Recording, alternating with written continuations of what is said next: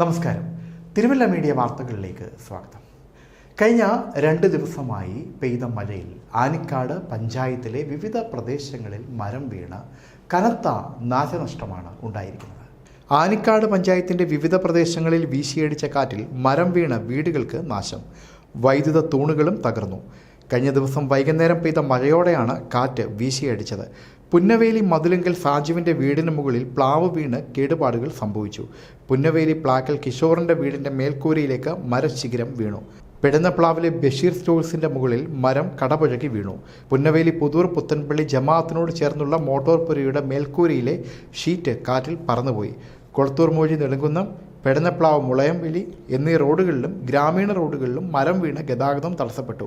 നാട്ടുകാരുടെ നേതൃത്വത്തിൽ മരങ്ങൾ വെട്ടിമാറ്റിയാണ് ഗതാഗതം പുനഃസ്ഥാപിക്കാനായത്. വൈദ്യുത കമ്പികളിൽ മരങ്ങൾ ഒടിഞ്ഞു വീണ് വൈദ്യുത തൂണുകളും തകർന്നു. മുറ്റത്തുമാവ്, പുളിക്കാമല, തേക്കട എന്നിവിടങ്ങളിലാണ് കൂടുതൽ നാശനഷ്ടങ്ങൾ ഉണ്ടായിരിക്കുന്നത്. ഒട്ടേറെ വൈദ്യുത തൂണുകൾക്ക് കേടുപാടുകൾ സംഭവിച്ചതിനാൽ വൈദ്യുതി ബന്ധം പൂർണ്ണമായും പുനഃസ്ഥാപിക്കാനായിട്ടില്ല. കുളത്തുങ്കൽ കവലയിലും വൈദ്യുതി കമ്പികളിൽ മരം വീണിട്ടുണ്ട്. News desk, Thiruvalla media.